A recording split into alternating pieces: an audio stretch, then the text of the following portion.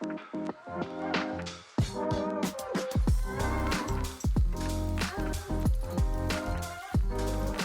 is going on, everybody, and welcome back to Salty Runback, here to be your weekly intake of North American Developmental League of Legends. Yet another week has passed. We are in the thick of the summer split, and as the LCS is continuing to be in their break, the only good stuff to watch on your screens, of course, is North American Developmental. We had our first week of money matches, and we are about to begin the semifinals and grand finals of the NACL qualifiers. A ton to talk about, a ton of incredible teams, and incredible storylines to be following. My name is Grapes, joined alongside Hawk. Hawk, how are you doing today?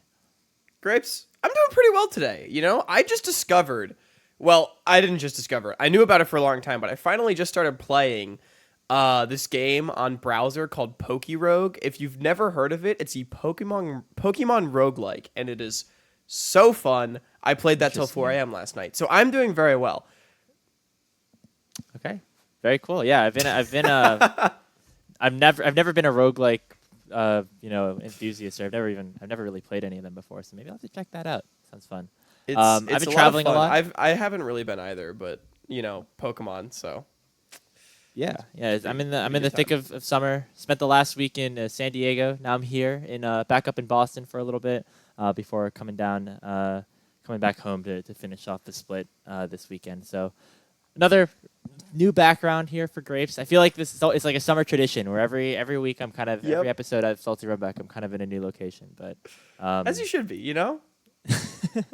Yeah, we're super excited to continue our coverage of the NACL qualifiers. Make sure, if you are not already following twitch.tv/NACL2, that you go ahead and do that. We'll be covering one of the semifinals of the qualifiers, which of course will be Ducky Getters versus Dragoons Goons, and the finals that following Sunday. All the games begin at 8 p.m. Eastern, 5 p.m. Pacific over on twitch.tv/NACL2. And you can also follow, of course, all of our incredible community streamers who are going to be helping us with coverage this weekend as well. But Hawk, let's get into things. We had a lot of new changes, of course, to the NACL and with the money matches happening, as well as a couple of roster changes that we'll be getting into. But let's start off, of course, with our first headline here, which is, of course, just the money matches in general. There were, 5 of them that ended up happening. A total of 8 games, I believe, this weekend, which is the most that we will have in the regular season. Nope, it was 9, actually, as we'll have 8 next week. Hawk, out of all the money matches, or you could just pick any series in general here, which one caught your eye the most? You know, Grapes, you know what? Not money match caught my eye a lot. I tweeted about this. Huge fumble not having the Heart of Amateur versus the Kings of Collegiate as a money match, because that series was great. However, to actually answer the question, I feel like there's 2 answers that really work for this, which is it's either TL versus Fly or CCG versus Blue Otter, which were 2 of the matches that we were actually kind of hyped about as well. I know that the Dragonsteel Winthrop one, wait, has that one even been played yet? Shoot. Yeah, now I'm forgetting. It's not surprising that you forgot about it because it was not a very interesting It was quick. Yeah. That happened on Sunday. I was a little bit busier on Sunday too, except for the Blue Otter CCG game, which was before we had qualifiers. Yeah, I think it has to be one of those 2, to be honest with you. But there were a lot of good money matches for sure. I think I'm gonna have to go with CCG Blue Otter. It's our newest teams coming in. A lot of players that we've been following, specifically on the Blue Otter side, and it was a bloodbath all the way through. And man, it just feels so tragic. It feels like Blue Otter should have 3 wins right now and be 3-1. Yeah. But instead, they sit at 1-3 just because of some crucial game miscues every once in a while. I mean, Blue they've Otter been playing some very competitive League of Legends, and I think their 1-3 record kind of doesn't show for it. I mean, that play up in the top side where Trevor was just sitting in that bush for like 3 minutes down Alistar in game number 1, and then Blue Otter was like in a very winning position. He just came around, ended the game, or won a fight, and then eventually ended the game. That was pretty tragic. And Blue Otter has played a lot of very close, late, long games that just haven't gone their way. But that was a really exciting and fun series, so I'm going to have to go with that one. I think I agree. That series was really fun. Game 3 was a little it was kind of sad to watch Game 3 because I have never seen a team lose a series in which they won 2 games. Blue Otter managed to do that after the first 2. Because, yeah, I mean, like you said, this team's been playing well. They've been very fun to watch, I would say. I think Levitate and Samikin have really impressed me beyond my expectations that I had for them. So, congratulations. Especially, like, Sammy, I even thought would be good.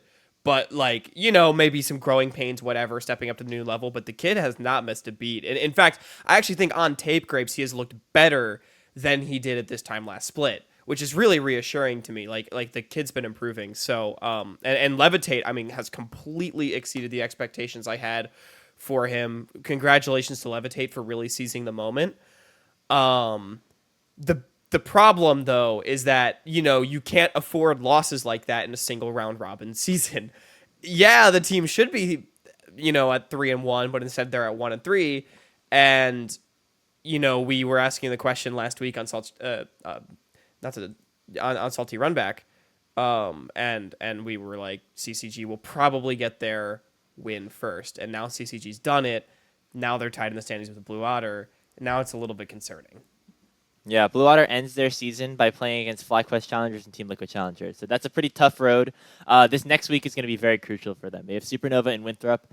I think you need at least one of those series to feel comfortable, if not both. And those are two pretty formidable opponents. And then, we'll see how the end of that season goes. But yeah, I want to shout out Levitate again, just because I feel like a lot of people might have just kind of forgotten about this guy because he was on a kind of a middling team last split. But even those games on Team Fish Taco, when they weren't necessarily, matching the expectations that we had for them, like, he was still playing really, really well. And so I feel like I was not personally too surprised to see him picked up in comparison to some other people in the space. And even then, his performance has kind of exceeded my expectations. He's looked really, really good as a bot laner, especially like kind of even in the laning phase and things like that. So he's somebody that I'm really excited to continue watching. Yeah, I think Levitate was always like deserving of a shot, right? But remained to be seen whether or not he'd actually be good or like a hardcore developmental piece, right? And that's why I was concerned for Blue Otter's roster in the first place, is because I felt like they might not have had the most stability.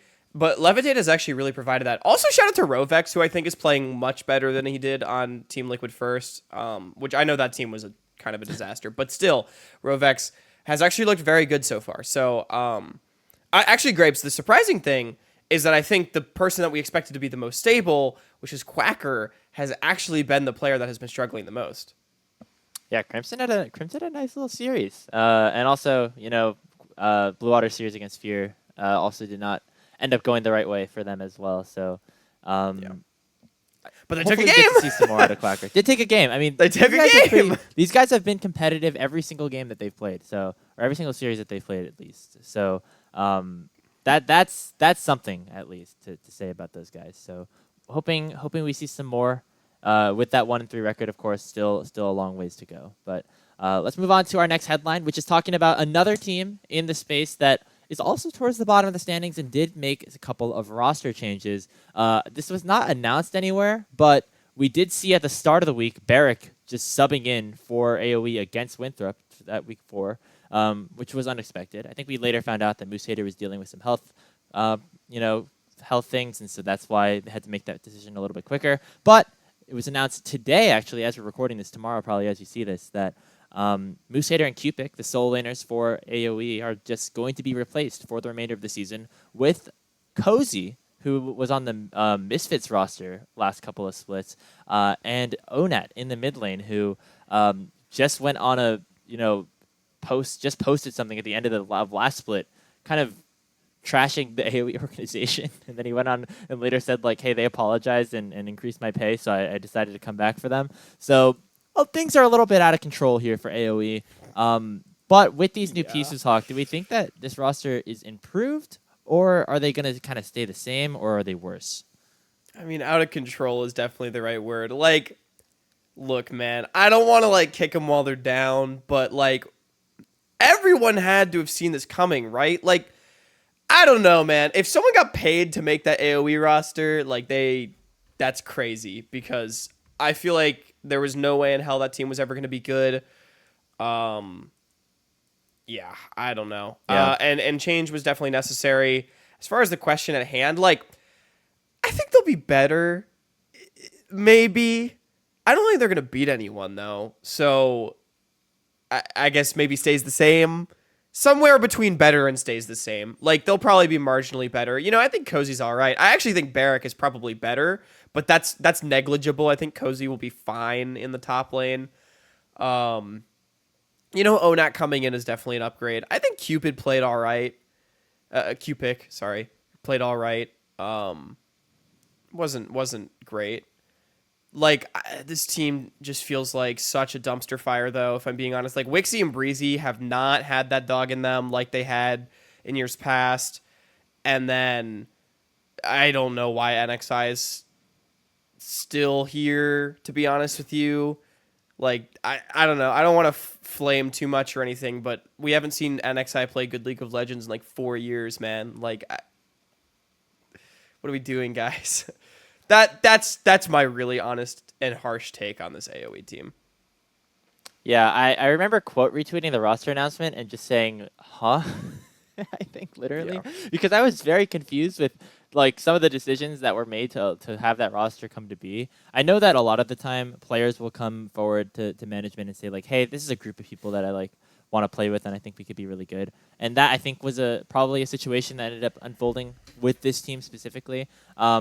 You know, NXI, you could have that conversation, but yeah, if you actually look at his Leaguepedia, it's not a very pretty sight. It's been pretty bottom of the barrel for all the NACL teams that he's been on in the last couple of splits, and this unfortunately is no exception. I was pretty high on him, you know, even going into that Team Fish Tacos split, but it just never ended up working out. And so now, at this point, definitely have to start raising a couple of questions. And I feel bad for a player like Cupic who was put into this situation. Obviously, you're going to say yes to playing in the NACL if you get that offer, right? But I don't know, man. It just seemed like it was almost a disaster waiting to happen in a way. Cupic's only experience, I think, was playing support or bottom lane or something on that like Cold Hearted team last summer. And you know has had solo queue stuff. Has like been like rank 1 as a Seraphine player and things like that. But going straight into tier 2 out of solo queue basically is not like necessarily always the right answer. And I think this is actually proof that you can't just always grab somebody from solo queue, stick them on a team. You have to at least get a couple of reps in a competitive environment before being put in that situation. And like, how do we let this happen? Okay, like honestly, Sudsy has promoted in the NACL twice and is playing on the Gooners right now, man. Like, Onat was there, although Onat, to be honest with you, to talk a little bit about him, I don't think he's been taking the game super seriously for the last few months because he had retired for a little bit and then now is back, and then now he's even more back. But Grapes, I'm going to be honest, it did not look that great on Gravity. Like, he looked fine, but I'm not like super high on Onat right now. We know he's got it. Like, I think he can make it happen again. Yeah. But like, it's just crazy to me that we let this happen when there's former or should be NACL players just sitting there. I mean, the fact that Sudsy's not playing in tier 2 right now, I think is insane, if I'm being honest with you. Because he just feels like he's better than everybody else at the level that we cover. So yeah, I don't know. Like, how did we let this happen? How did someone sign off on this? Because what it feels like to me is it was like, you know, all right, we want to build around Wixie and Breezy. Guys, who do you want? And maybe they had NXI on as well, right? Because I don't know if Wixie and Breezy are friends with them. But then they were like, get Moose Hater, get this Cupid guy. And then they were like, bet. And they did no due diligence whatsoever to actually decide if those would be the best moves. Which I think Moose Hater is like a fine pickup, like whatever. And I hope he's doing well, by the way. I know he's, like you said, he's been having health things.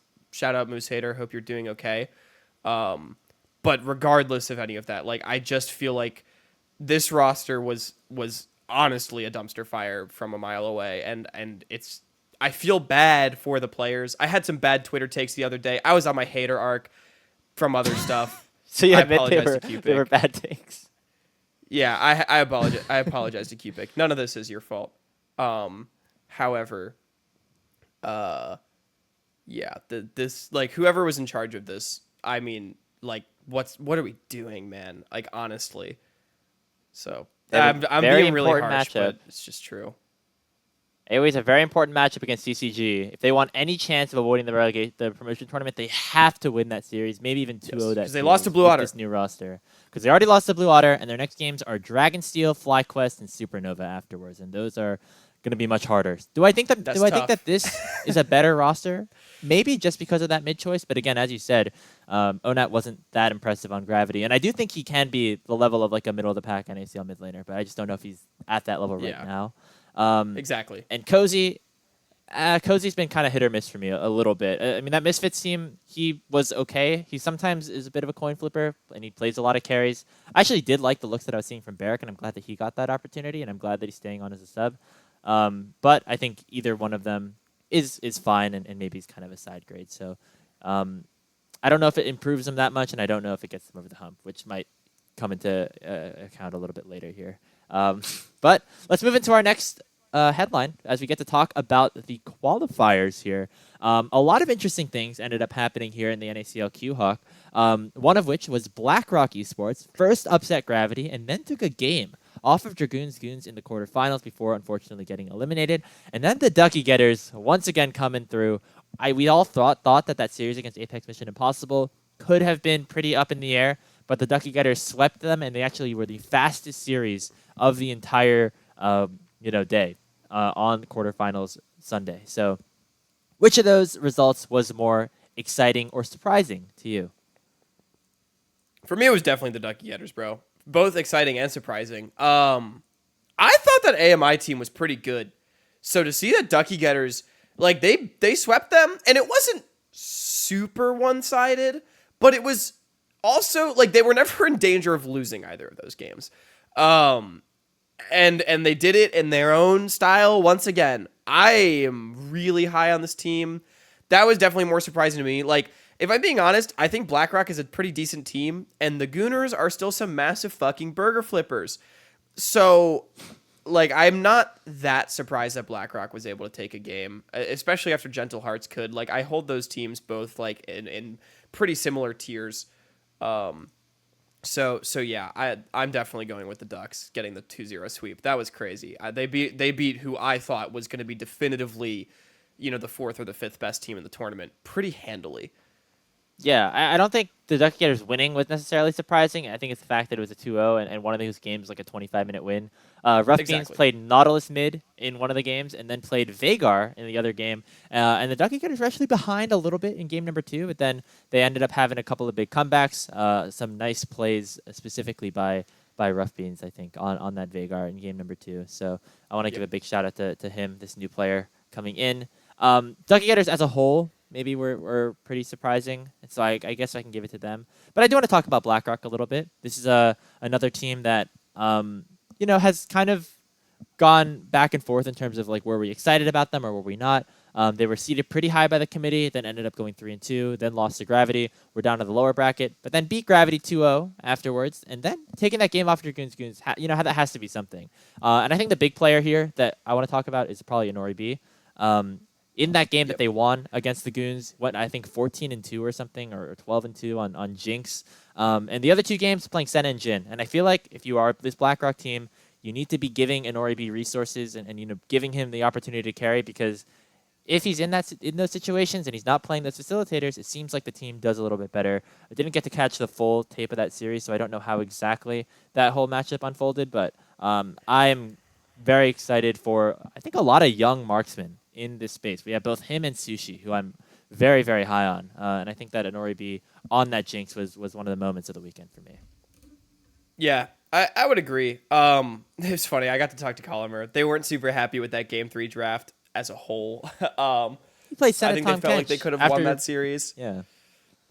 They also gave Dragoon They also gave Dragoon Darius in the Game 3, which was, Colomer did not mention either. Like, he seemed to like the Senna, and also did not mention giving Dragoon Darius as an issue. That's all I'll say. I'm not gonna go too much more into it, but yeah, I think they felt like they could have won that series. Like I think that BlackRock team, as all the dust settled with how tumultuous their tournament was, like, they were a solid 6th, 7th power ranked team at the end of the day, which is pretty good. Like they played well. So yeah, I think they can be happy with their tournament. I think them taking a game off the Goons was pretty good. But yeah, I think the Ducks 2-0 was definitely impressive. And that's definitely where my mind is at. All right, well, that kind of leads us into our next topic, our last one talking about the NACL qualifiers, which will be the semifinals of those OQs. We have Pulse taking on Lotus, and then, of course, the aforementioned Ducky Getters facing off against Dragoons Goons. All four of the group winners ended up qualifying into the top four.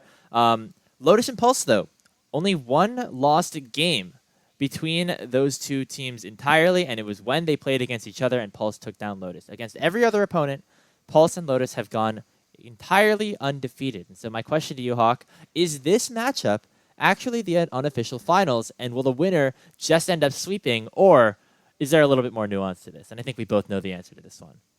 Yeah, it's so funny because also, first of all, shout out Mixture, who has been having an amazing tournament, by the way. He's getting support team of the week next week, Grapes.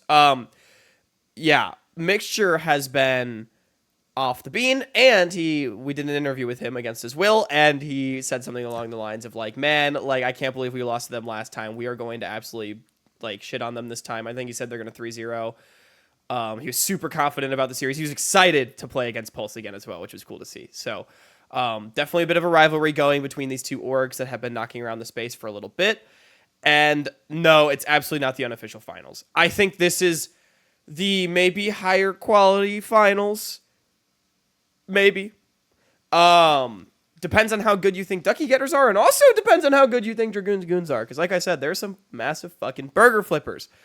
But like, you just can't count out the teams on the other side of the bracket. Like you just can't, So no, it's not. But it'll be a great series. I'm very excited to watch it after we cover it on NACL2. Or sorry, after we cover the other one on NACL2. Yeah, I mean, the Dragoons Goons dropping games, I feel like has to kind of come around at some point, and also maybe it's just an indication of how strong that team really is, where they don't entirely care too much about all the results in the first couple of games, as long as they really lock in and end up finishing the series. You just look at the players on that roster, and none of them have really been having a bad tournament at all. Like you can't look at any of them and be like, this guy's been underperforming. Each of them have kind of had all their big moments, and you think of them as still top performers in the OQ. Dragoon, top performer in the top lane so far. Kizno, pretty great jungler, has had some really incredible Kindred games.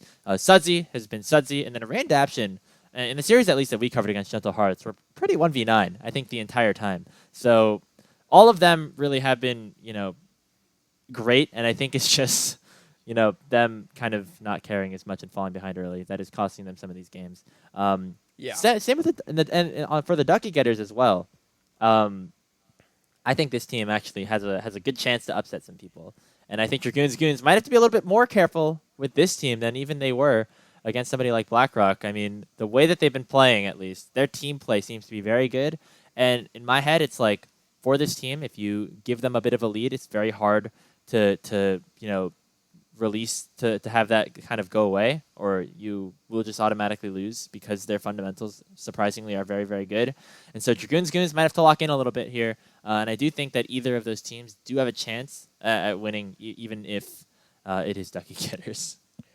Yeah, it's so funny how you mentioned like Dragoons Goons dropping games. Like, maybe they're just good and don't give a fuck, because I think it's so true. Like, to me, it's just a team of 5 mega vibers that decided to sign up for tier 3 and promote back into the NACL. They have no coach, and like, I don't want to give them too much credit. I don't know if they realize like what all their mistakes are, but like they definitely know that they're making goofy mistakes at the very least. They might not know what they are, or at least all of them are. They probably know what some of them are. But like, they win anyway. Because also the funny thing is both of their game 3s have been very dominant, right? Like they've lost a game and they're like, all right, cracks knuckles, time to try. Time's up. Yeah. Time to win. Yeah. So for that reason, I feel like this team is still very good. You cannot sleep on them on the other side of the bracket. Also, the Ducks, big question for them is going to be not whether or not they're able to go blow for blow with Dragoons Goons in terms of like level of team play, but I think this is going to be their huge test. Do they get hands gapped? Because we have not seen these players play against NACL caliber players yet. And so this is going to be a huge test for them. I'm particularly worried about Enthralled and Rough Beans in the Enthralled and Hiccup in the bottom lane. I think their 2v2 has been a little bit subpar, and Array and Daption have been very, very dominant. I mean, don't let Daption get going, because that guy is going to send engages on you 24/7. So a little bit worried about the bottom lane. Calculus against Dragoon. This is going to be Calculus's probably biggest test of his career so far, even including CLOL. I don't know if he's played against, guys like Surdy or Niles in the past, but my gut would be no, because the East does not have the god tier top laners in CLOL. And then, Rough Beans has got to go against Sudsy. I think Sudsy has been mechanically by far the best mid laner in this tournament, Grapes. So now those two teams, gonna be tough. I think those two teams did play each other in ACL, Clown Gaming and Team Fish Tacos. Those two players, I should say. And I think Rough Beans actually won that series. So I have to go back and check. They won one of the series. Exactly. They won one of the series. Yes. Yeah. So that's pretty cool for somebody like You're Rough right. Beans, I forgot about that. That's a good note to kind of take into account. Yeah. But I think either way, Dragoons Goons is favored, but I am excited to see if Ducky Getters can. It's going to be a fun series. We're definitely excited to cover that in ACL too. Let's briefly hit on this Lotus Pulse though for a second, because we didn't get a chance to talk about that too much. Who do you have favored? Is it a Lotus favored series or a Pulse favored series? I think it's actually very, very close. It's very hard to say. It's also hard because I'm going to be completely honest. We've not covered Pulse since Swiss, so I've not watched all their tape. I've watched more Lotus tape because we covered Lotus last week, which has, I did prep for that, right? So if we cover Pulse in finals, I'll catch up on all their games. I have not done that yet.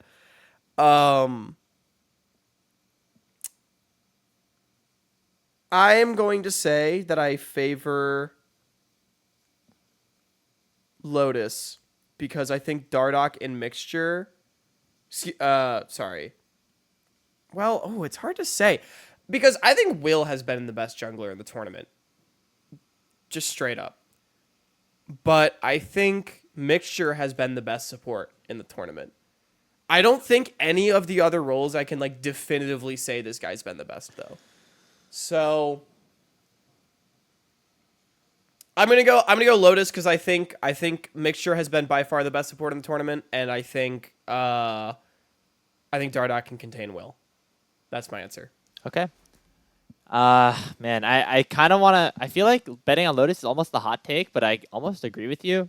It might just be because we watched Lotus last week. But I do think Sushi's also a very, very good player, and I'm very excited for that guy as well.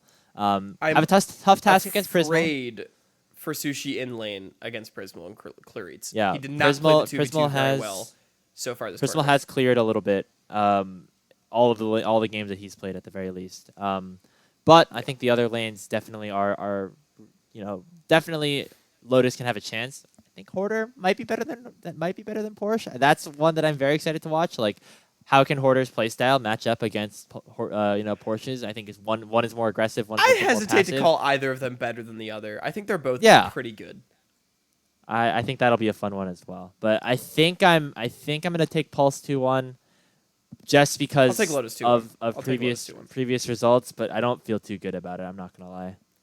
Yeah, I'll take Lotus 2-1. I think that'll be a very competitive series. I think basically everyone else is streaming that series, Grapes, if I'm not mistaken. So tune into your favorite community streamer if you want to watch that one at 5 p.m. Pacific on Saturday. We'll be streaming the Ducky Getters versus Dragoons Goons on NACL 2. Yeah, looking forward to it. Before we wrap up our headlines and move on to our part 2, which is going to be another iteration of Salt Street Bets, there was some other news that ended up crossing the sphere as we will head back to collegiate maybe for one final time in this cycle. Of course, St. Louis University ended up winning the CLOL title, as well as Texas A&M for CVAL, so congratulations to both of those teams. However, while they did get to lift their trophy at the end of the broadcast in Boise, Idaho, apparently they don't actually get that trophy, and it's just a replica. And it came out a couple of days ago that Riot is going to be charging the teams, I believe, $10,000 to purchase a replica trophy, and bring that home to them, which I think is really funny. Yeah. So this is just our chance to kind of talk about this a little bit, as we were also a big part of that CLOL season. So more specifically, from my understanding, it's not Riot that's charging them, but like it's literally the cost to go to the trophy company and have them make another trophy, right? Because which, Riot did not provide a replica to these teams. Yes, exactly. Which the biggest takeaway that I've had on all of this is, holy fuck, trophies are expensive, dude. They cost thousands of dollars to make. Can we talk about the trophy industry for a second? This is a racket, man. I saw somebody post that the CVAL trophy would have cost twice as much as the prize that you would have gotten for winning the whole event. which is insane to me. Because you get like $1,000 in scholarship for each of your players. Yeah, I do know that CVAL pricing is a little bit different than CLOL, because you do actually get, I think, more scholarship money for winning the conferences in CVAL and the other tournaments that happen, because there's a fall and a winter tournament as well as this one, and CLOL doesn't really have that, and so all of CLOL's money, I think, is concentrated at the end of the year, where CVAL's is a little bit more distributed, but still pretty funny to think about. Yeah, that's funny, man. It's just another chapter of the GG Tech mishandling CLOL story, if I'm being honest. I will say, I think I have to go back and check some sources on this, but I don't think that any of the other CLOL winning teams actually did get a trophy upon winning. I think what happened was last year, Riot / the RSAA actually then, like, kind of afterwards delivered replicas to all the previous winning teams from like 2015 to 2023. I need somebody to fact check this for me. But actually, yeah, because I'm pretty sure that just actually happened, and then the hope was that GG Tech would start delivering replicas, and that just didn't end up happening. So Riot foot the bill once, but then that didn't end up happening for next year. I do feel like I remember something about them delivering trophies. Yeah. Did that happen last year, or like? I think this was a last year thing. I feel like it happened at some point. Okay, I do actually remember that now that you mentioned that. I don't think we're going. My crazy. take is this: that CLOL trophy is very large, and maybe a little bit, not too large. Maybe not. I mean, it's very hard to handle, as we saw Dashin do last split. I love how $10,000 for a trophy where the gem falls out of the middle. Fucking A, man. It's the same. It was this. We noticed it was the same trophy in Boise than it was last year in LA, because we looked at it and we saw the scratch that was there when Dashin dropped the gem.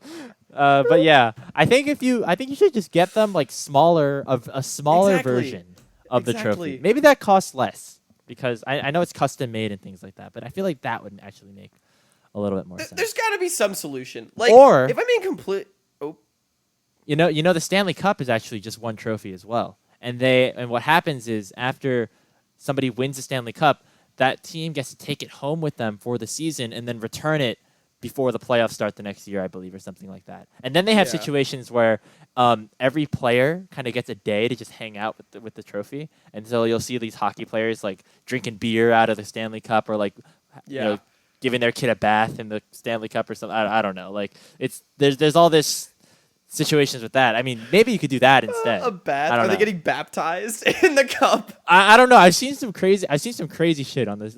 If you look I definitely have to. I think the Stanley Cup thing doesn't work quite as well for CLOL. Like, they could do it, but I think universities like to have like their trophy cases and stuff for their athletic programs. So I can kind of understand wanting a replica.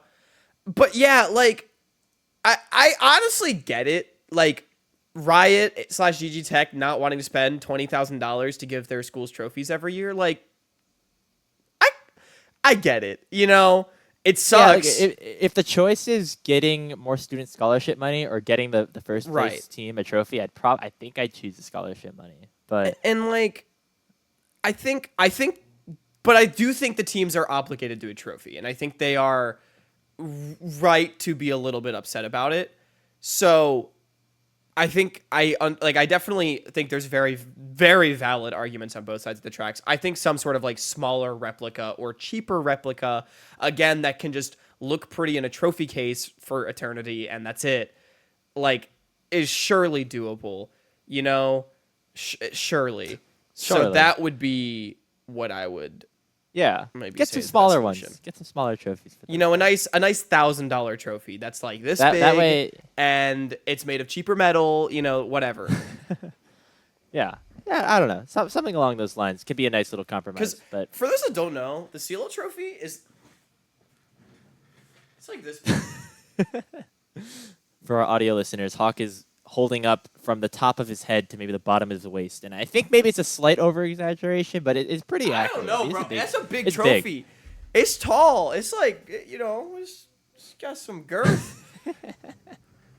Oh, man. It also All right, does have some girth. It's pretty thick. Anyway. It's I mean, there's a reason that, it's easy to mishandle it because it's large and heavy. So, I mean, we'll end on that note. Maybe hopefully we get to talk more about CLOL and the trophies a little bit later in the season. But I think it's a nice way to wrap up the discussion. Congratulations to St. Louis once again. That's going to do it for our headlines as we're going to move to everybody's favorite Part 2 segment, Salt Street Bets. Calling all business moguls here in the North American space. Hey, there's some money here in North America, obviously. And so what better way to reinvest some of those funds than with another episode of Salt Street Bets. This is Hawk and I's tradition here on Salty Runback, where once a split, at the halfway point or so, we take a look at the space and we say, okay, what are some teams that we want to invest in? What are some teams that we don't want to invest in? And where do we think are safe places to bet on things improving or not improving for some teams? And so that is the goal here once again. We have a whole list of rules and a whole set of games that we're going to be playing, and I'm super excited for another edition. I need my revenge, as Hawk did end up defeating me last time after I did win both rounds in 2023. Let's fucking go. Yeah, we won. Easy money. Finally, Grapes had been undefeated in 2023, so I needed to, step up here in 2024 and take no prisoners. And the good news, too, for all the Hawk fans on Salt Street Bets is that the format is staying exactly the same. We loved the 3-part format so much that we did last split. We don't want to change it, including keeping those shorted teams. So for a recap on everything, I'm not going to read everything on this page. If you're a audio-only listener, I'll give you kind of the main bullet points. And if you're a video listener, you can go ahead and read what's here. But the main thing is that in part 1, this is going to be our part NACL. We are going to choose 2 teams to invest in and 1 team to short. For the invested teams, if they finish higher than they currently are, we will gain money. And if they finish in the top 3, we will gain an additional bonus. And then for the shorted teams, if they finish lower than they currently are in the standings, we will win money, as well as if they go to relegation or get relegated. So that's kind of the main thing there. You can look at all the main numbers again on the screen. If you're an audio-only listener, they're not that important, but it's, some variation of doubling your money, winning 3 times your money, or maybe 1.5 times. And then for part 2, this is our qualifier portion. We will pick the 4 teams that we think will make the promotion tournament in September. For each correct team you get incrementally more money. So there's you double your money each time. So it's exponential growth for your returns, as well as a bonus, I believe. Yeah, bonus for each team that actually promotes. And then for part 3, we will put prop bets, quote unquote, where for 1 for NACL, 1 for the qualifiers, each Grapes and I will put $100 on a prop bet that the other sets the odds for. And the prop bets were the difference makers last time around, Grapes. So who knows? Maybe it'll be that way again. The biggest thing, of course, in that part 1 is if you bet on a team that you are expecting to do better, or you're investing in that team and they end up doing worse, you actually lose all your money. So that's a big difference maker as well. Yes. So if you got to make sure, if you pick a team that is kind of towards that you're expecting to do better, you don't want them to do the opposite. Or if you're shorting a team, you don't want them to end up doing better than where they currently are in the standings. So Let's take a look at last And- split's results really quick. Wait, before we Or- do that, it should be noted. So it's from where they currently are in the standings, which we'll have listed on our page, and then it's where they end the entire split, including playoffs, because that will nicely organize our teams generally like 1, 2, 3, 4, and then 5, 6, 7, 8, 9, 10. So that is what the metric is for part 1. But anyway, Yep. yeah. All right. Well, let's take a look at the last split's results, so I can mold a little bit more about how I ended up losing. The big difference here was, as you see, I won the NACL portion by just a little bit. As I think everything possibly could have hit for me. And Hawk, I think the same happened for you, or at least close to it. But I had the team that won the split and also a team that ended up getting demoted. We each picked 2 out of the 4 teams that made the promotion tournament, although both of those teams ended up losing. We also both, unfortunately, had Morningstar White in at like the day before it was announced that they got disqualified, and where Aporia/Blue Water actually would have jumped in and won the whole thing. How different would the space be right now if Morningstar White did not get boomed like that? I mean, things would look very, very different. Oh, man. Blue Water Don't wouldn't be even in the league. I don't even want to entertain that. I'd be sad. But, dude, yeah, I was about to say, would Blue Otter exist in the NACL? Probably not. No, definitely right? not. Because they would have had a top 8 finish, and then I think it was another top 4 finish Top after that. So, like, 4, that's, yeah. Yeah. I think They would have it's pretty missed. similar to, They would have like, missed for Lotus. sure. So, yeah. We each Wow. ended up making $500 off of that. And then this prop bet here. You had the prop bet that usually would be an MVP finalist. He ended up winning MVP, and I, for some reason, decided that was a 3-to-1 odds, where that's a 33% chance of happening after that season was halfway over and after UG was already like the front runner for MVP. So that was on me for being maybe a little too generous. I mean, there. 3-to-1 Even is if it pretty was low as far as our bets go. Like, yeah. But even if it was know. 2-to-1, you would have still won. So that's where I can take my respite there. mad because I bad just is all I missed. can say. I mean, Yeah, I just missed my prop bets. Dragoon failed me, didn't get a pentakill, and yeah, that kind of is what it is. But It's so funny looking at those prop bets where the UG one is like pretty good, likely to hit, and the Morningstar White one is complete garbage. I also want to point out that Graves completely outplayed me in the like actual investment portfolio portion, the NACL investment portfolio portion, like he has the previous 2 splits as well. Except for Lit Esports got me $2,100 shorting you put them. so much shout money out into Lit. Oh my goodness! Yeah, shout out. Maybe not shout out to Lit. Unfortunately, that's That a went tough so well for me. It was hard to believe they were 5th. So that was a good investment on your end for sure. Yeah. All right, Anyway. let's get into things. We're gonna start off with our NACL portfolios, and Hawk, you're gonna go first because you won. All right, Grapes, I've got some investments and I've got some shorts for you. I'll start with the short because I'm really not confident in this one. I did not feel like there were any very obvious teams to short, except for the one that you shorted, which I think most people can expect, because a lot of the middle of the pack, it honestly remains to be seen who's actually better or worse. And then I don't really feel confident in shorting either CCG or Blue Otter because you only win money for whichever one goes to the promotion tournament, and at this point, it remains to be seen. So was really difficult to choose a team to short. I went with Disguised. I do feel like they're the weakest of these two teams. I could very easily see them finishing like 7th and then just kind of doubling my money right there. I also think I'm relatively unlikely to lose everything. However, it is a possibility. But, if I push this 200, I'm okay with that. FlyQuest challengers, I think we have a rule where you can't bet more than 500 on a team because I would have bet $1,000 just on FlyQuest. They're sitting in 4th place right now because they've only played 3 games and they're 2-1, which is crazy. This team will absolutely be top 3 at the end of the split. If they're top 2, I will make absolute bank off this. Easiest bet of my life. And then Supernova, I feel like similarly to Disguise, but the inverse. I think they're probably the strongest of the 2 teams, ? And sitting in 5th place, I feel like they have a very good shot of finishing top 3. Yeah, Supernova, I think it's very up in the air for me. I was not super confident about putting any money in that team one way or the other. I honestly think that they're probably right around where they're going to finish. I think that they've had a couple of good games. They had a couple of bad games. That win over Starforge was very big, and so I will give you that. But it does also seem like you're betting just recently off of a win. Maybe the record changes a little bit because of that. I don't know. I think that team made a couple of changes to their roster that have actually ended up working out. I think that a team. I think players like Toasty and Lens have actually looked pretty good for that team so far. The FlyQuest one, that was pretty obvious. I mean, you have to invest. Easiest bet of They're my fourth. life. Easiest bet of my life. Yeah. It's like how last split Team Liquid were like 7th or something, and then ended up coming all the way back around. Yeah. And I think that's how I made a lot of money. So. Yep. Dude, like. Right.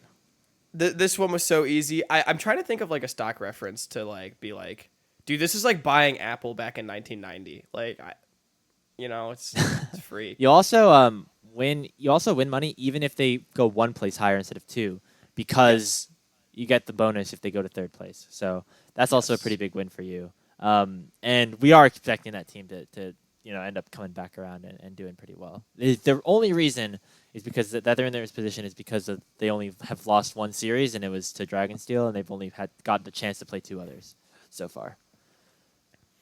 Yep. All right, not too bad. I will say I'm pretty impressed by your portfolio, but I do think mine has the chance to be a little bit better, as we can move on to the teams that I invested in. I put $350 into investing into CCG. And unlike you, Hawk, I'm putting money that Disguise is going to improve, not get worse. So and then interesting. I have $400 on the 10th place team, AoE. Let's get this one out of the way first. Unfortunately, AoE is in a position where they are 0-5, and the other teams that are kind of nearby them are like 1-3, I think. So still opportunities for them to come back, but I think there is very few worlds where they don't miss the promotion tournament and end up qualifying in the top 8. And if that happens, I will get at least 1.5 times my money back, so at least 600. And then if they demote, I obviously get a lot more on top of that, so that would be pretty good. For me, I ended up doing this strategy with Mirage Alliance last split, and it worked beautifully. So we're going to stick to that once again. This Disguise team, it's very interesting to me, Hawk, because I think that they look so bad. They've looked so bad sometimes, but with the players on their roster, I just can't believe that they would continue to be this kind of middling, mediocre team. They, I think have started to pick things up a little bit. You have players like Tenacity and Tomo on this roster, and then some newer players like Yukino and Young, right? I mean, surely this team has to be good. And also, this DSG team was, I think, 6th or 7th at the end of the regular season last split, and then went on a bit of a run in playoffs to end up top 4. And so I feel like even if the regular season doesn't end up finishing out the right way for Disguise, I think they have a good chance to make it in the playoffs, go on a lower bracket run, finish in that top 3 or 4, which would hopefully, if they get to 3rd, that would get me points. If not, I kind of just keep my 250, which, as you said, I would not be super upset about that. I feel like the most likely outcome with Disguise is a push. Grapes, how do you feel that your $250 bet dropped a game to your $400 short? It is what it is. Barrick's the GOAT. Did he play Rumble that series? That was recently, right? Yeah, that was just this past weekend. That was this past weekend. I think yeah. Barrick's my GOAT. So I will, now he's not playing. So it kind of So that's my argument potentially. All right, sounds good.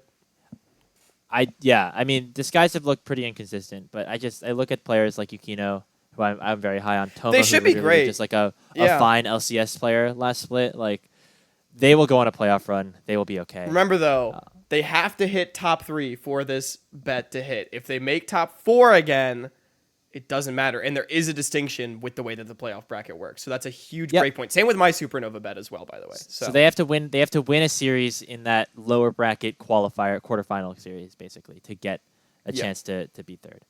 Or just win your first 2 series in the playoffs, and then you're top 3. Easy. Yeah, which is what happened to Team TL last split, I think, all the way from like seed 6. So could happen with DSG again. We'll see. The other team that I invested in was CCG. They are a bold one. 1-3. I put $350 in them. I just don't think that they're going to finish I don't think they're going to go to the promotion tournament. I think this team has players that are, strong enough, Shochi and Chad and even Minwei's kind of been up and down this split specifically, but I think he's pretty good. I don't know. I think that all of their series have been close. They took a game off of Supernova. They almost won that series against Supernova, and they ended up pulling out. If they lost to Blue Water, maybe I'd put my money in a different place. But that's a win in the bank. At least for now, they can continue to move from there. And I believe their their upcoming schedule. They have a couple of series that are pretty much you can almost chalk them up as very hard to win. And then they have a couple of series that are pretty possible for them to lose. So yeah, they still have the AoE game. They have, I think they have to play FlyQuest and like TL at some point in the season as well. So that would be tough. They finished their season with Fly. They have already played TL. They got 2-0'd by TL this past weekend. So the remaining games, just for all the listeners, they play Disguised this weekend and AoE this weekend, which are both very winnable. Then they have Fear X Starforge, which is hard. They have Winthrop, which is a winnable, and then they have FlyQuest, which is hard. So yeah, it's a nice mix of winnable and maybe harder games, but I think that gets them into the playoffs, and then you just need to win one playoff series in order to make money for me. Because if they go 9th to 6th, that is already doubling, and then if they end up having a good enough record to be the better record team out of the teams that sweep out of the playoffs, that would send them into 7th. Because I think the tiebreaker, if a team gets knocked out at the same spot in the tournament, will be their regular season record, and I think that has a chance. So this is my CCG cope. I think that they have some good players. I think somebody like Crimson is going to continue and improve. He looked pretty good against Blue Water. Yeah, that's where I'm at with my portfolio. It's a bold bet. I mean, I think it's if the bet was CCG won't end in promotion, I think that's a fair bet. I honestly just see them being a 7th, 8th team, which is tough and maybe closer to 8th. Also, there's very little upside of them pushing top 3, so I think it's a bold choice. But hey, I mean, I think CCG maybe has that dog in them. I do think their win over Blue Otter does put them in a better position not to go to the promotion tournament, even though I think that Blue Otter has been playing better, which is kind of crazy, but it's true. Yeah. I think my strategy here is to be a little bit more conservative than I have been in is CCG not splits. tied for 8th right now, my friend? I don't know. I just saw them 9th in the standings, so because I believe they're tied 8th with Blue Otter at both 1 and 3. Okay. Unless we're tie breaking based on game win loss, but we both have Supernova and Disguise as 5th. So, do you want to break the ties and then have Supernova 6th, and then I'll have Blue Otter, I'll have CCG 9th? So Supernova would actually be 5th no matter what. If we're breaking the ties, CCG would be 9th, but then Disguised actually falls all the way to 7th, which is way better for you. Oh, I see. I don't that would just think benefit we've me broken both the times. ties in the past. I don't think we've broken the ties in the past, is what I would say. Okay. Because all right. I'll put it. Well, I guess it's series win loss that matters, but I'm good either way. All right. I guess CCG's 8th then. So I'm really betting on them to win a playoff series, basically. Sorry, not to be that guy or anything, but I'm like, wait a minute, they're tied with a Blue Otter. I think either way, I think the floor of my bets is that I push for most of them. I think it's very unlikely that CCG gets demoted, which would be a situation where I would lose money there. I think it's pretty unlikely that Disguise go down into 7th, 8th, although who knows.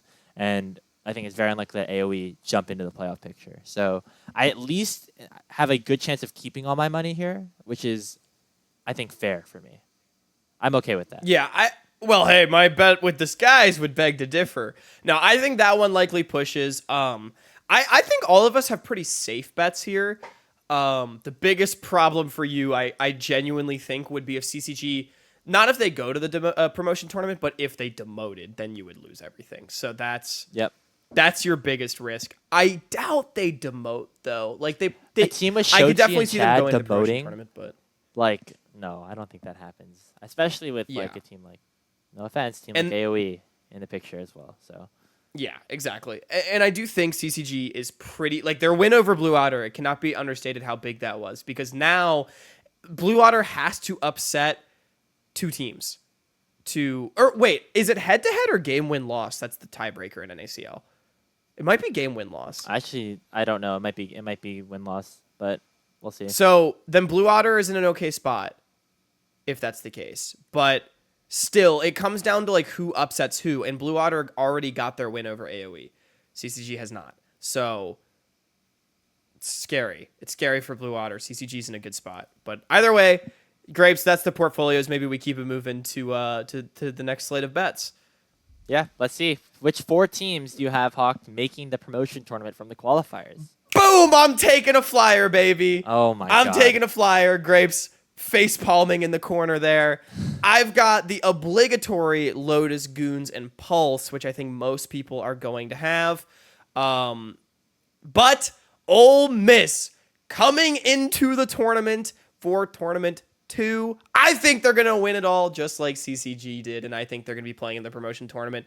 We don't know who their mid-jungler are going to be yet, but Colomer has said definitively that they are going to be the favorites to win that tournament, and regardless of who they are, man, like, they made the finals with your Uncle Sam and Icelandic Hero. 2 players that, don't get me wrong, I think are very, very good Grapes, but if they can do it with those guys, like, just think of what they can do with big names. Yeah, Shogo and Rhino is so much better than everybody else at this level, and that might include a Ray Adaption. Oh my God, I think it's close at the very least. Shogo and Rhino like absolutely ran everyone last split. It was crazy, and that alone is enough to make me believe in this team. Ray and Adaption are pretty good, I will say. No, I think that this is a hot take, but not a wildly insane take. From what we've heard, Colomer has been saying that they're going to be the favorites. However, it is his job to like hype up his team. Oh yeah, he's surely blowing some smoke up my ass, but still, he's basically contractually obligated to say that his team is going to win everything, which is always something that we have to consider. I have a premonition. Based on putting together some context clues. I could be wrong, but I think one of their pickups is a collegiate legend. Interesting. I'll have to think about that a little bit more. Say. I don't know what exactly that means, but that's all I'm gonna say. So well, you'll leave me thinking a little bit longer. This is interesting because, Hawk, if you are in the boat that,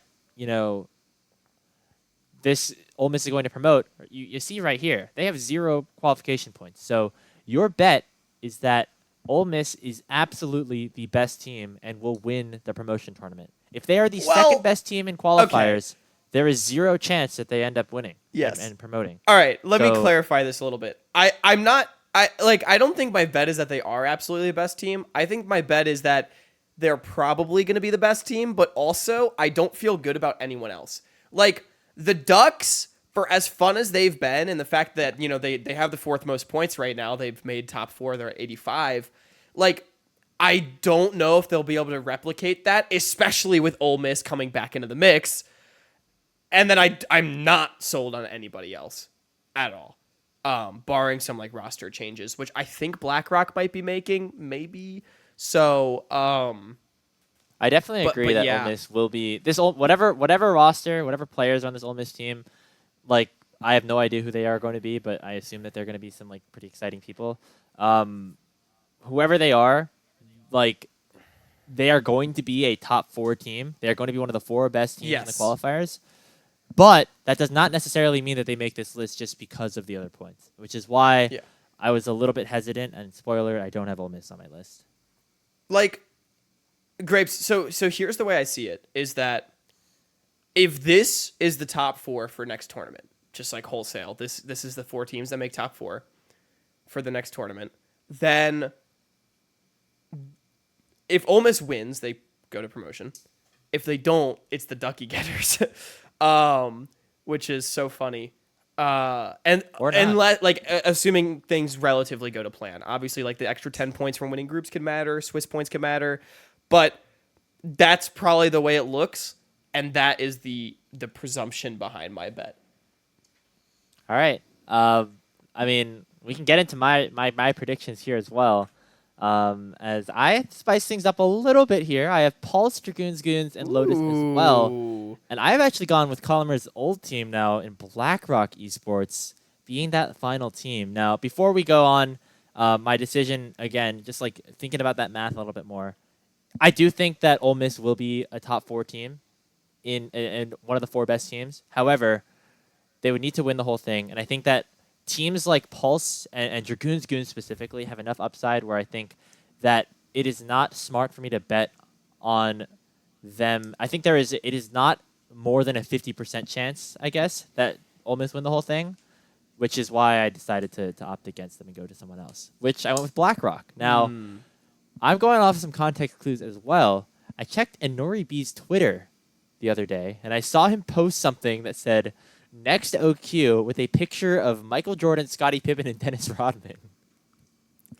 Which is making me think that some changes are going to be happening to that roster. Now, I don't know exactly what they're going to be, but just the fact that he tweeted something like that, and Diesel reposted it, which makes me assume that both of them are aware of what is going on and both of them are part of it, which means that it's not Inori B leaving to join another team. It is some other players coming to join BlackRock. And they already have the existing points. Although they didn't win their group, 55 plus with a quarterfinals berth is maybe enough to, if you make top 4 or top 2 even with a new and improved roster, they come through and that ends up helping them out.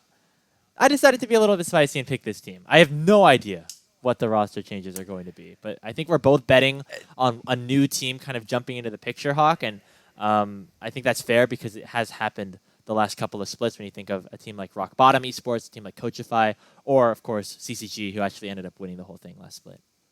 This is definitely a spicy pick because BlackRock, I think, either would have to make semifinals after winning their group or make finals, which in theory requires 2 upsets. Reseeding maybe could favor them, if they get into like Group D, there's some shenanigans there again. I don't know. But there's like a couple of upsets required to make that happen.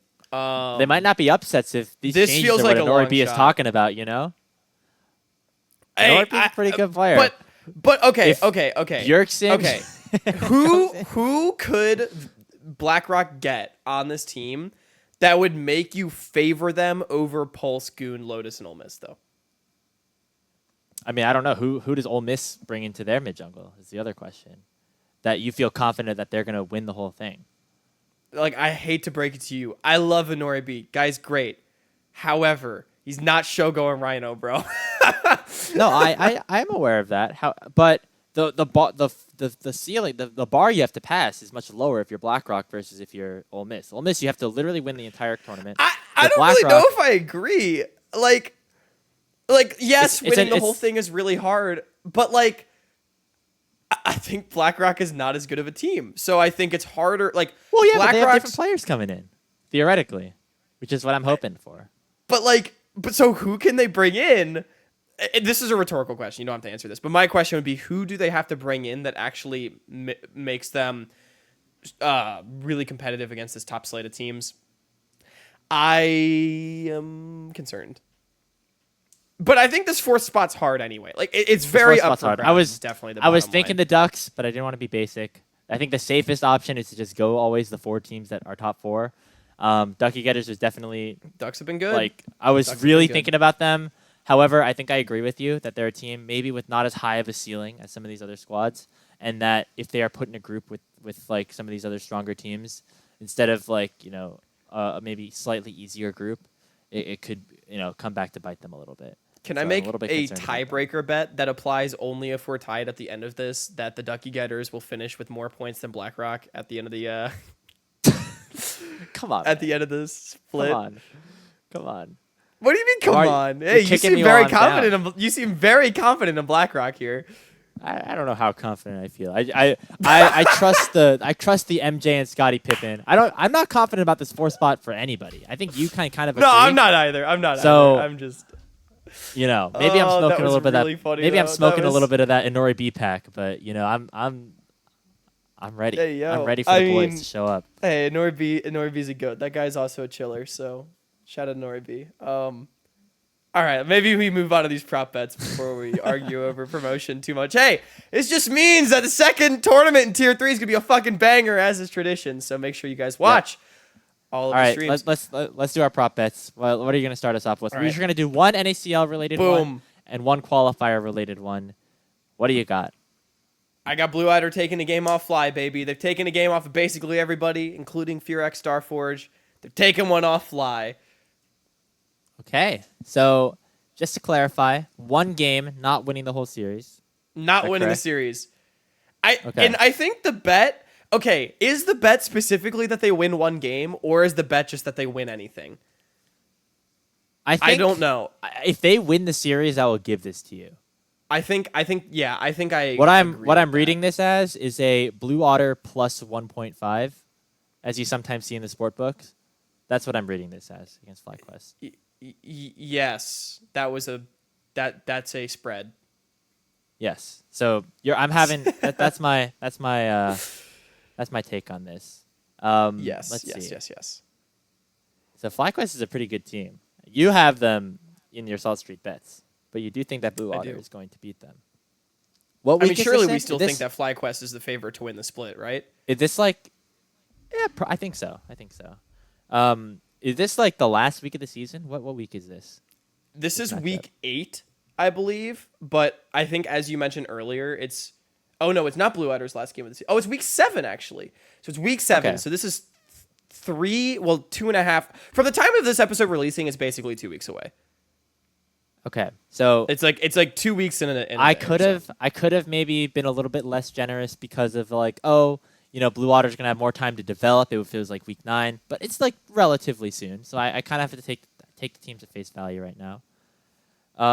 One game. I do think that FlyQuest has been a little bit, they've had their ups and downs very clearly, but they are a very strong team. Sajed versus Levitate will be fun. I will give you... Okay, like right now, I'm thinking kind of from the perspective of a sports book, which is like to cover the spread or things like that. I mean, basically, and honestly, what's the spread?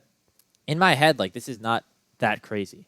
Am I crazy to think that this is not that crazy? I mean, they took a game off of Fear. They've taken a game basically in every single series that they've played so far, and obviously FlyQuest is a better team than some of the other teams that they've won games off of, but it's not out completely.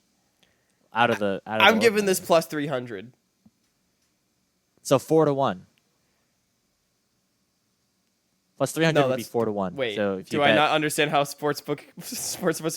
I was trying to say 3-1. Plus 100 is 2-1. So plus 200 is 3-1. Oh, so, you're right. Okay, so then plus 200. That was what I was thinking. I was thinking that, but even that is like kind of. That's like even that I'm like thinking might. Nah, come on, man. Come on. In a single best of 3, this is the favorite to win the split against probable 9th place. Against a team that took a game off of Fear, but also you have to remember real quick though that Blue Otter, like 3 weeks from now, they might just suck. Like honestly, it's possible. They also might be better, or they could be better, But I don't think Fly will definitely be better. I'm not going to go down to 2. It's not 2-1. It's somewhere. Okay, I think it's like a 2. I think a 2.5 to 1 is kind of where I'm thinking right now. Because even in the sports books, when you're looking at like a big underdog or something, like for an underdog to like win an entire game, like the whole game as a whole, is probably like 3-1 or so. Okay, I feel like right now, like what this bet is like taking someone to hit a home run off of Corbin Burns, right? Like it's what would the thing be on that? I don't know. 2.5. I am fine with 2.5. You have to lock it there before I say something though. That's my lock.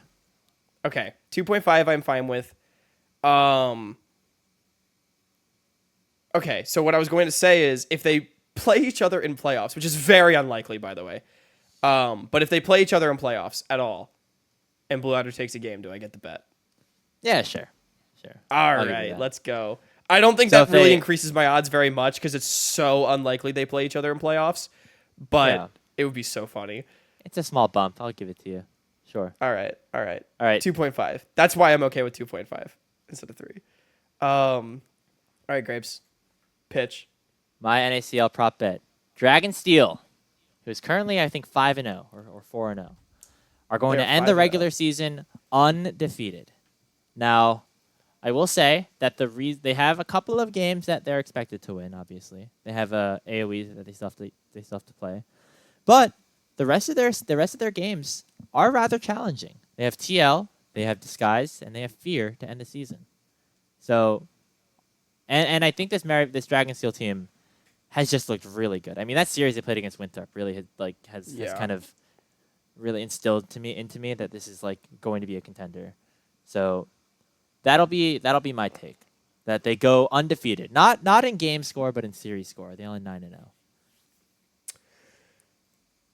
This is an interesting one. My initial reaction to this is honestly, I'm kind of feeling similarly about this bet as you did about mine, where I feel like it's Okay. like not likely, but it's pretty like it could definitely happen. I mean, they're already more than halfway there. They're going to beat AoE.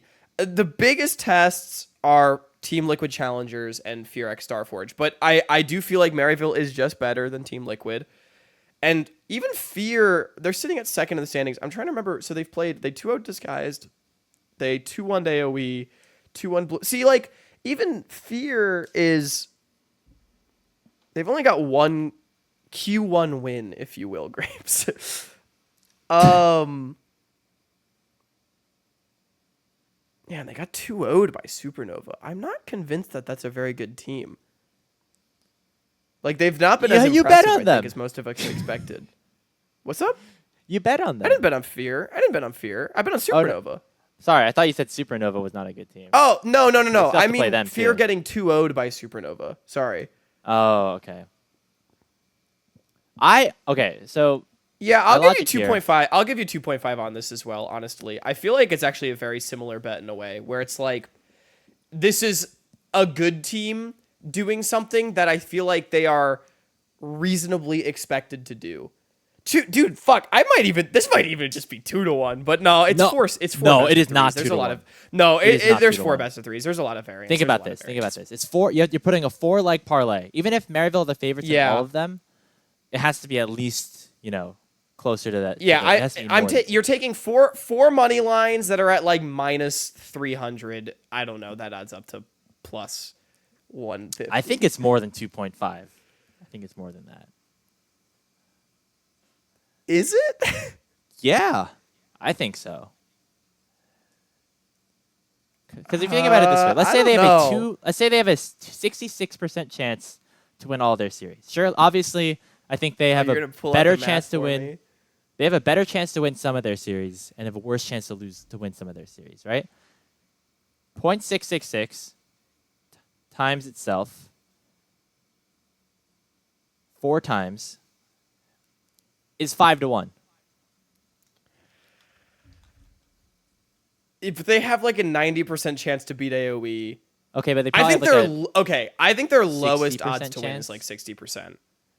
I think they have a 90% chance to beat AoE, and I think they have a like 75% chance of beating DSG. Okay, I will give you. My offer will be 3.5. I was gonna say 3.5 as well. Oh, Okay. I lost your camera, by the way. I think it's back. Okay. Sorry, I flipped over to the OBS Ninja link that we have there for video viewers. I'll take 3.5. I'm willing to do 3.5. Okay, that seems more fair than 2.5 to me. So I'm down with that. I'm okay with that. Okay. All right, Grace, we got to keep things moving. We're really haggling here. 38 minutes into this part 2, but we're having a good time. The Olbis glazing will continue until morale improves. gosh. Grapes. We got Shogo Pentakill. Okay. First of all, does Shogo play? I mean, I think he will, as it's been confirmed or not confirmed. If Olbis doesn't play, my Salt Street Bets is absolutely cooked. if Ole Miss doesn't play, I should be able to change my shit. Shogo's well, we both have Morningstar White, so that is what it is. This is true. This is true. Shogo gets a pentakill. My Dragoon pentakill was 7-1, but it was a top laner and not a bot. Okay, but it's like a Darius player. It's a Darius player, bro. I think one of the arguments we had was that I think my odds got increased because he was a top laner. This guy's going to play fewer games. This guy's going to play fewer games than an NACL player.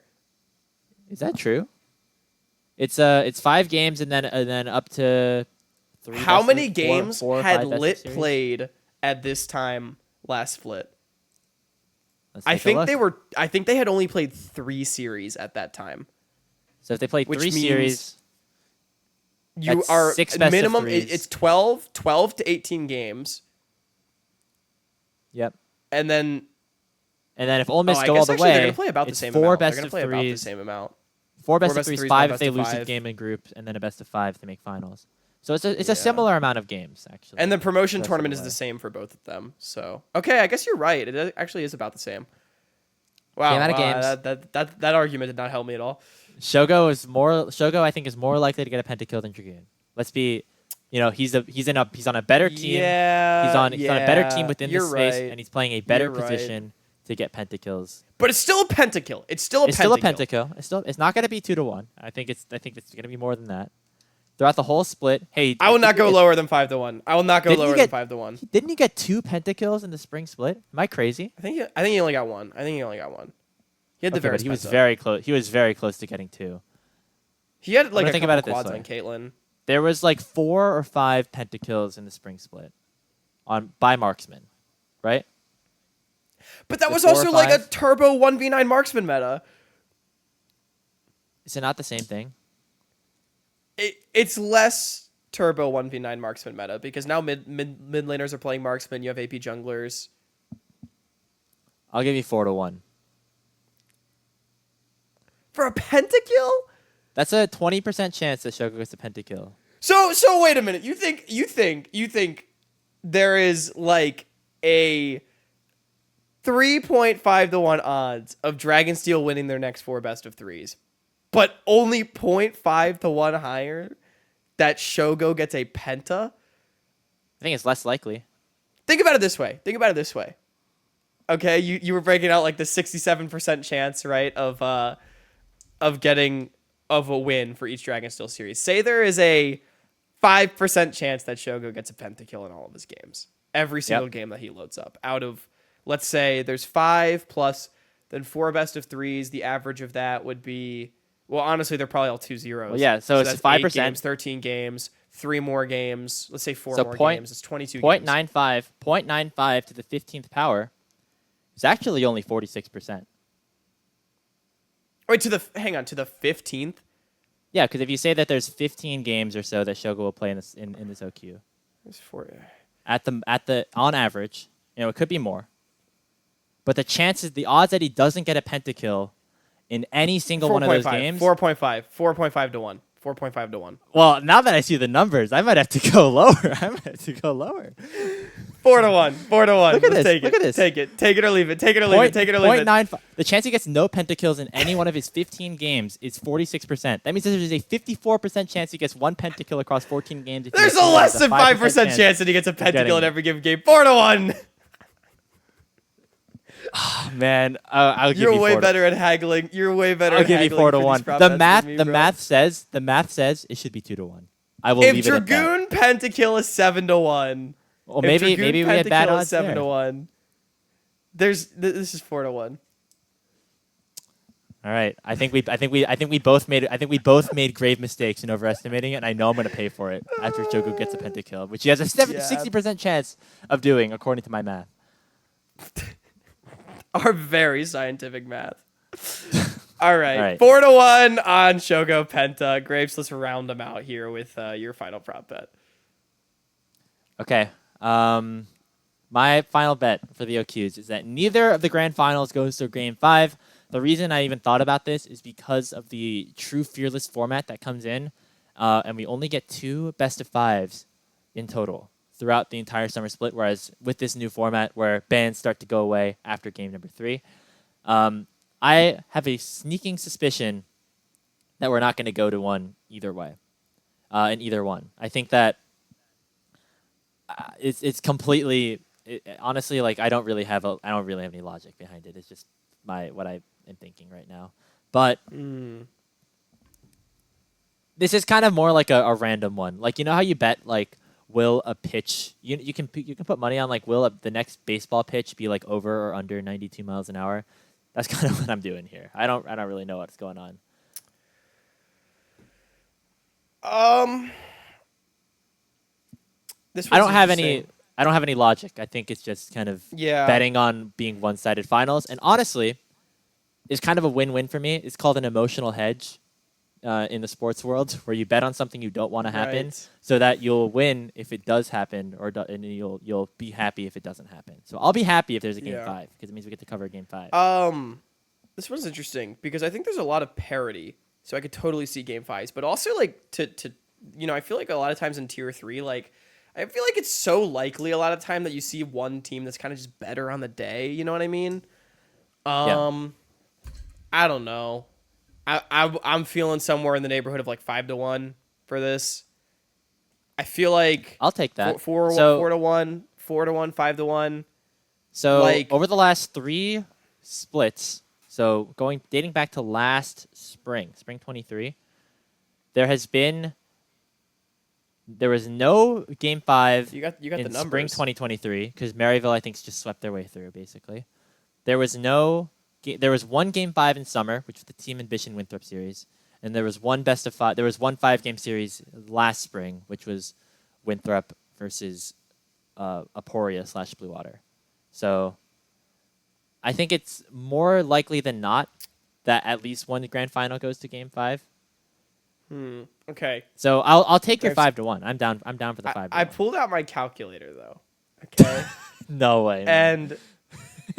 And so there's 5 outcomes that can happen in a best of 5. Each team 3-0ing, or there's 6. There's 6. Sorry. Each or team just 3-0ing, three, each team 3-1ing, each team 3-2ing, right? So we're looking at the 1/3 of these games. So 0.33, and then this is, I haven't done stats in a while since we're doing neither. I'm dividing 1/3. Wait, no. What am I doing? So if you're going purely it's point. If you're going 0.67 purely times statistical, 0.67, it's 0.67 times 0.67, which is about 0.4. So it seems to me that there's a pretty good chance. It's actually the same percent chance that Shogo will not get a pentakill in his spring split. So you're saying 5-1 is what 4-1, which is what I'm hearing. I can do the math. I can do the math the same way as you, brother. I'll do 4-1. I'll do 4-1. Okay. I'll do 4-1. Okay, 4-1 is the move. You gave me 4-1 on the Shogo Pentakill. This is clearly not a mathematical show. We would be terrible bookmakers. Dude, hey, I was like, before I moved to California, I was like plus $900 on my sports betting career. So, we'll take those. All right. But fun fact, that all came off overall. of one parlay. I remember you telling me this, actually, yeah. Okay, we're going to tell a sports betting story before we end the episode. We're already going long, but this is kind of funny. That's Salt Street Bets, everybody. Thanks for joining us. We'll recap at the end of the entire split after the NACL playoffs and promotion tournament have concluded. But yeah, my sports betting story is that I got a $200 bonus bet for like signing up for FanDuel or whatever. You put $5 in and they give you $200. I thought that the $200 bonus bet meant that you bet $200 on something. I did not realize that this was just like $200 that you could split up, right? So I put $200 on like a Monday Night Football game. It was like Jalen Hurts anytime touchdown and Mike Evans anytime touchdown at like, plus 400 or whatever. And it hit. And so I won like $950 off of the $200 that FanDuel gave me. I immediately deposited like $900 of it in my bank account, and I just kept like the $50 to do like $2 parlays, every like once a week. That was it was fucking awesome, dude. Like that was it. That was my sports betting career. I've been not as lucky. I have the emotional hedge stuff when it comes to my sports teams, and it normally does not. Understandable. See, I don't like emotional hedging because I would rather be in absolute anguish if they lose or complete euphoria if they win. Although I had a rule, I These didn't are let the- myself bet on Ravens games. I did not let myself bet on Ravens games. That's smart. That's actually very smart. These are the stories that you get an hour and 20 minutes into a Salty Runback episode. So if you are Yeah. you are watching, It's been a long one. Yeah. If you're watching at this point, like drop your favorite sports betting story in the comments Yeah, do it. or something like that, just so we know that you stuck around this long. But thanks so much Grapes, for tuning what's in. your best parlay? It was like a 10-1. I don't think it was anything crazy. So, Ooh, nice. but I bet like $1 on it, so I won like $9. Hey, dude, that's the way to do it. I mean, like yeah. that's what I did. Yeah. Nothing on esports, obviously, as we are contracted to the Yes, Riot nothing on would not be esports. able to do that, but Also feel like all of the esports betting sites that I always see like Forest Within talking about or whatever look shady as fuck. So no thanks. yeah, I think you have to like invest crypto at least in some of them. Yeah, to no do anything, thanks. Which I'm No not thanks. about. So, thanks so much for tuning into another episode of Salty Runback. It's episode 55. We'll have another one next week, probably after the next week of the money matches, as well as the next conclusion of the qualifiers. A reminder that there's actually a week break after this week of quals, so there will be no qualifiers to preview next week's episode, but we'll have the Swiss stage the week after that. So it'll be a mostly NACL focused episode next week. But excited for that. But Hawk, let's wrap up this show. It's been a while. Yeah, it's been another long one. We've been having a lot of good conversations, though. Thanks, everyone, for tuning in. Check us out on social media, at Salty Runback Pod, at Hawkcast, at Speedy Grapes. You can check out the qualifiers at 5 p.m. Pacific. Coverage starting 15 minutes beforehand on NACL2, both Saturday and Sunday. This can be your one-stop shop for the grand finals, as well as Dragoons Goons versus Ducky Getters in the semis. And that's going to do it for us. We'll see you all next week. And if you think that Shogo getting a pentakill is more unlikely than 25%, then you can take all that we said with a grain of salt. I've been Hawk. That's been Grapes.